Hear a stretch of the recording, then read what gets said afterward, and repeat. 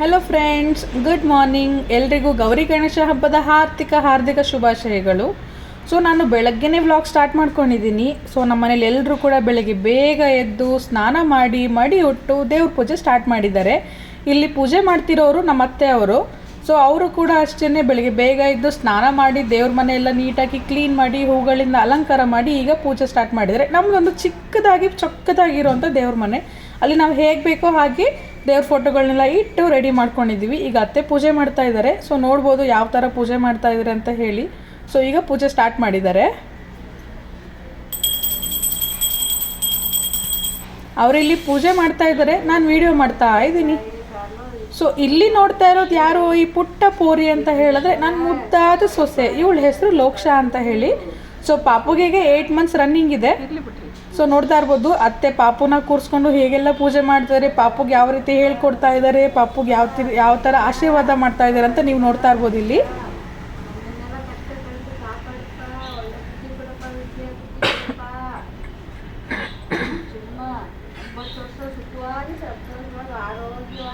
ಎಷ್ಟು ಕ್ಯೂಟ್ ಅನ್ಸುತ್ತೆ ಅಲ್ವಾ ಅಜ್ಜಿ ಮೊಮ್ಮಕ್ಕಳು ಬಾಂಧವ್ಯ.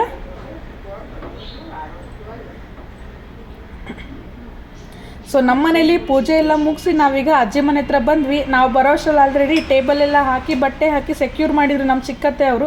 ನಮ್ಮ ಚಿಕ್ಕತ್ತೆ ಅಂತ ಹೇಳಿದ್ರೆ ನಮ್ಮ ಅತ್ತೆಯವರ ತಂಗಿ.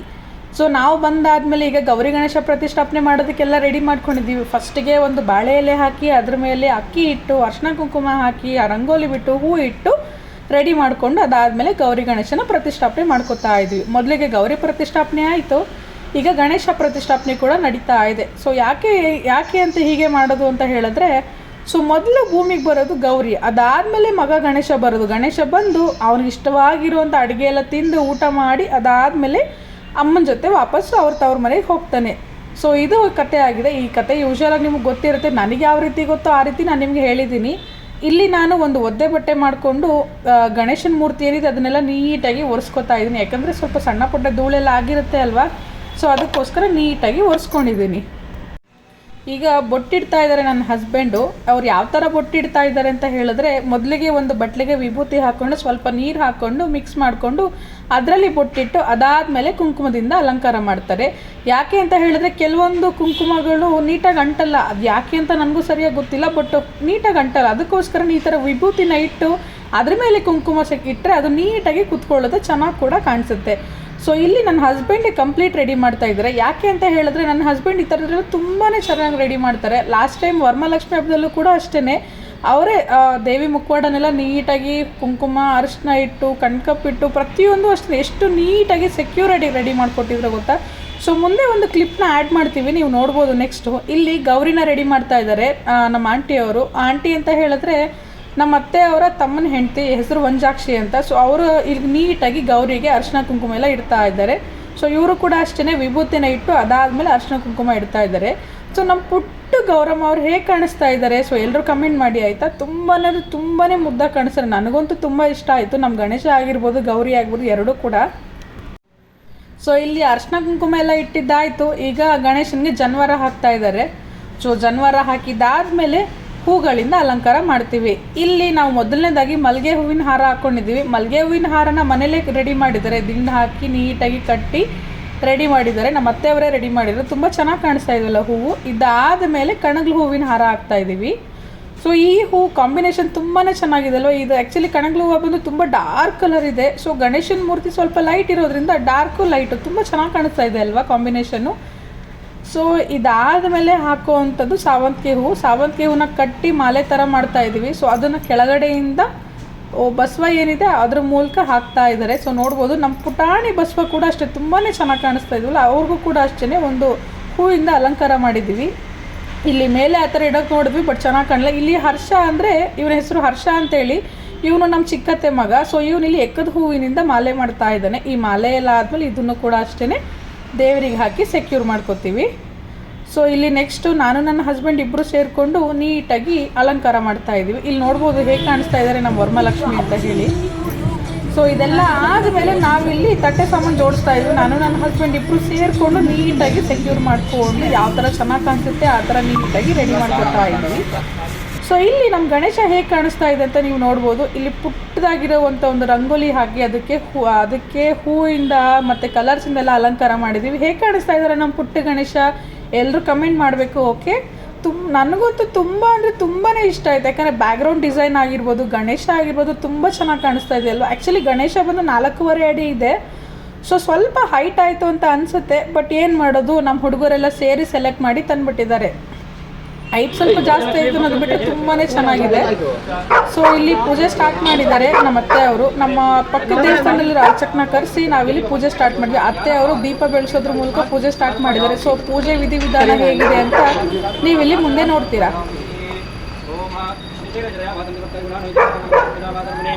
ಲಕ್ಷ್ಮೀನಾಥ ಸಮಾರಂಭಂ ನಾದಯ ವಂದೇ ಗುರು ಪರಂಪರಾ ಯೋನಿತ್ಯವಚ್ಚತವದಾ ಭಜವಿಸ್ವರೂಪಮ್ಯಾಮೋಹತರಣಾಣಿಸುನಾಯಮೇನೆ ಅಸ್ಮದ್ಗುರೋರ್ಭಗವತೋಪದೇಶ ಕಲಿಂದೋ ರಾಮಾನುಜಸ್ಯ ಮಧ್ಯೆ ಶ್ರೀಮತಿ ರಾಮಾನುಜಾಯ ನಮಃ ಗುರುಬ್ರಹ್ಮ ಗುರುರ್ವಿಷ್ಣು ತಸ್ಮೈ ಶ್ರೀ ಗುರುವೇ ನಮಃ ಪೂಜ್ಯಾಯ ರಾಘವೇಂದ್ರಾಯ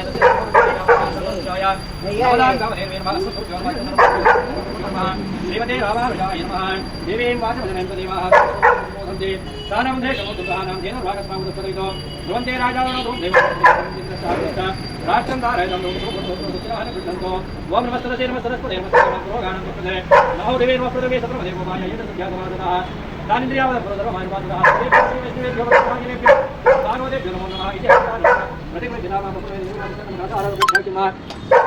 ಎಲ್ಲ ಸರ್ವಗೆ ವಿಶ್ವಕನ್ಯಾದ ಸಮಸ್ಯಾಹ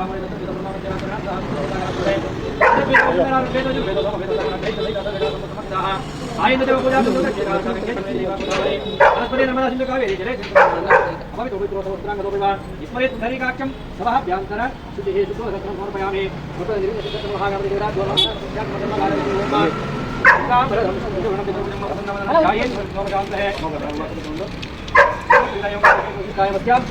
ಭಗವದಾಜ್ಞೆಯ ಶ್ರೀ ಭಗವತ್ಕೈಂಕರ್ಯರೂಪಂ ಶ್ರೀಮನ್ನಾರಾಯಣ ಪುತ್ರನಮಸ್ಯ ಕುಲಗೋತ್ರೋದ್ಭೂತ್ಯ ಯಜಮಾನಸ್ಯ ಗೋತ್ರಲಕ್ಷ್ಮೀರಮ್ಯಃ ಸಕಲಸುತಮರಾಶೋ ಜಾತಸ್ಯ ಸಂಗೀತರಮ್ಯಃ ಮೀನರಾಶೋ ಜಾತಸ್ಯ ಜಯಮಾನಮ್ಯಃ ಧನಲಕ್ಷ್ಮೀರಮ್ಯಃ पुरुषनक्षत्रः वनजाक्षिरम्यः नक्षत्रशुभराशो जातस्य हर्षारम्यः कटकराशो जातस्य लोक्षारम्यः वृणनक्षत्रराशो जातस्य धनुश्रीरम्यः मंगलारम्यः कुम्भया नामस्यः रञ्जितनमस्यः लक्ष्मणमस्यः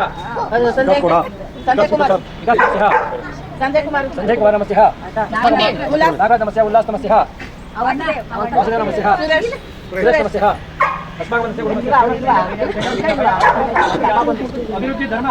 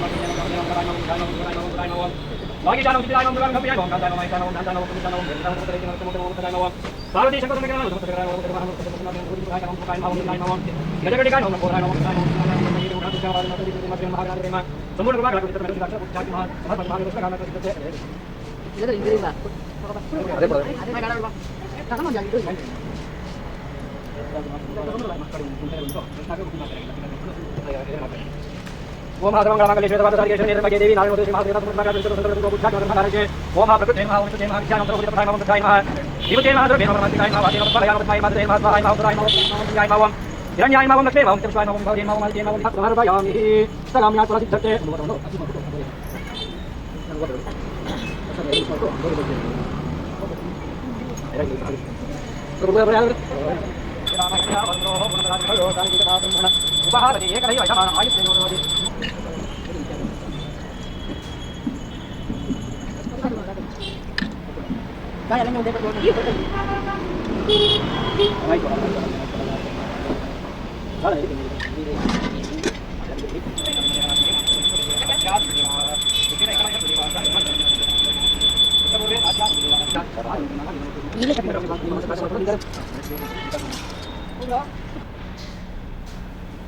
ಸೊ ಈಗ ಪೂಜೆ ಎಲ್ಲ ಆದಮೇಲೆ ನಾವು ತೆಗೆಸ್ಕೊಂಡಿರೋ ಕೆಲವೊಂದು ಫೋಟೋಗಳದ್ದು ಕ್ಲಿಪ್ಸ್ನ ಇಲ್ಲಿ ಆ್ಯಡ್ ಮಾಡಿದ್ದೀವಿ. ನೀವು ನೋಡ್ತಾ ಇರ್ಬೋದು ಹೇಗೆಲ್ಲ ಇದೆ ಅಂತ ಹೇಳಿ.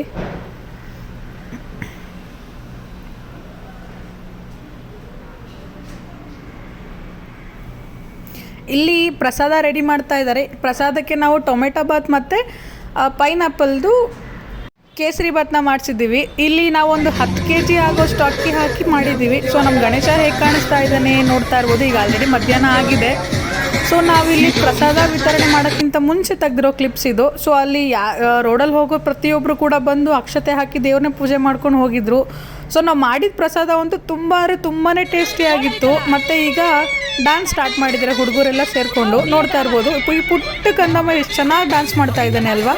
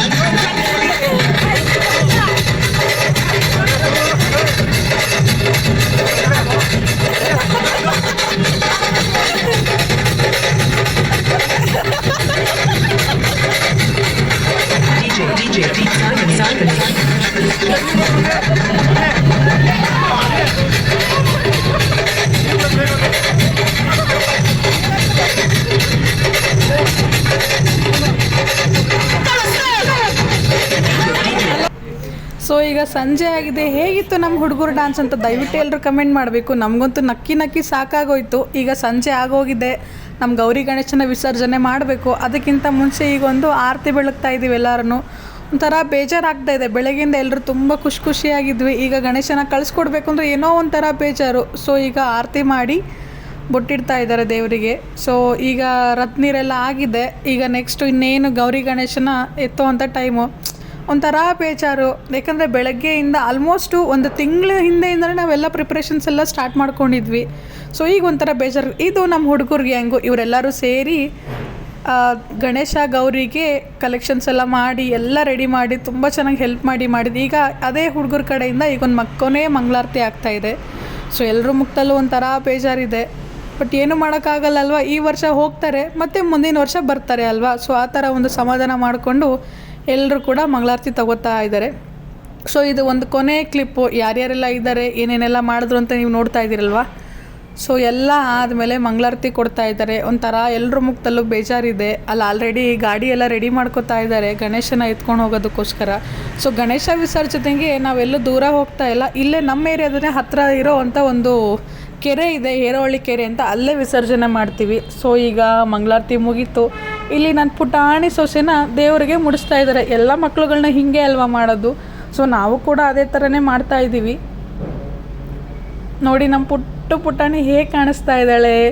ತುಂಬ ಮುದ್ದಾಗಿದ್ದಾಳಲ್ವ. ಆ್ಯಕ್ಚುಲಿ ನಿನ್ನೆ ಅವಳು ಒಂದು ಸಣ್ಣದಾಗಿರೋ ಫ್ರಾಕ್ ಹಾಕಿದ್ರು. ಅದರಲ್ಲಂತೂ ದೇವತೆ ಥರ ಕಾಣಿಸ್ತಾ ಇಲ್ಲು.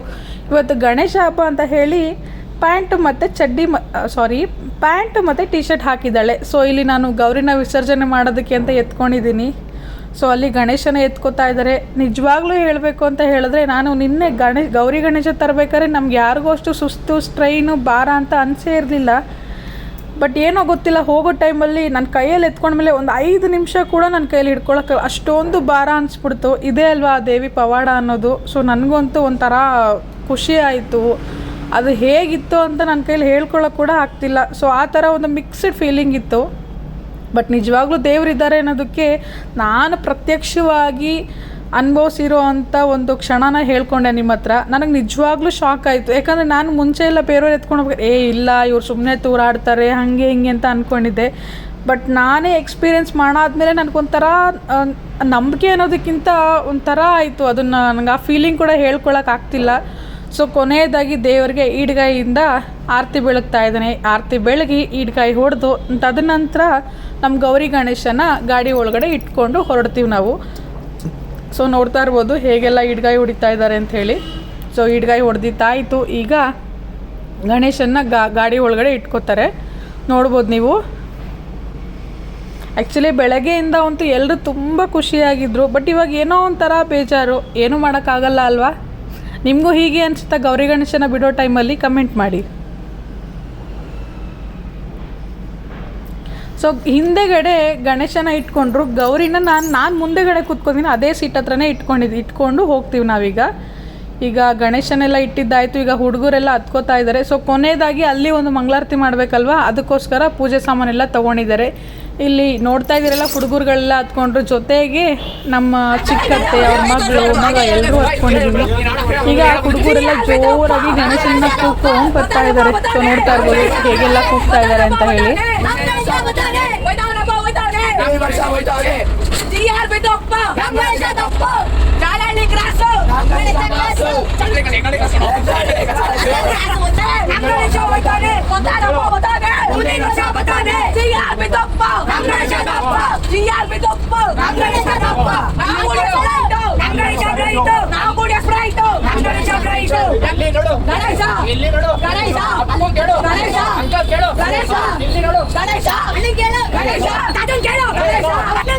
ಸೊ ಫೈನಲಿ ನಾವು ರೀಚ್ ಆಗಿರೋ ಜಾಗ ಬಂದಿದ್ದೀವಿ. ಬಂದ ಮೇಲೆ ಈಗ ನಮ್ಮ ಚಿಕ್ಕತ್ತೆ ಅವರು ಕೊನೆಯದಾಗಿ ದೇವರಿಗೆ ಪೂಜೆನ ಸಲ್ಲಿಸ್ತಾ ಇದ್ದಾರೆ. ಸೊ ಈ ಪೂಜೆ ಎಲ್ಲ ಆದಮೇಲೆ ನಾವು ಗೌರಿ ಗಣೇಶನ ವಿಸರ್ಜನೆ ಮಾಡೋದಕ್ಕೆ ತೊಗೊಂಡು ಹೋಗ್ತೀವಿ.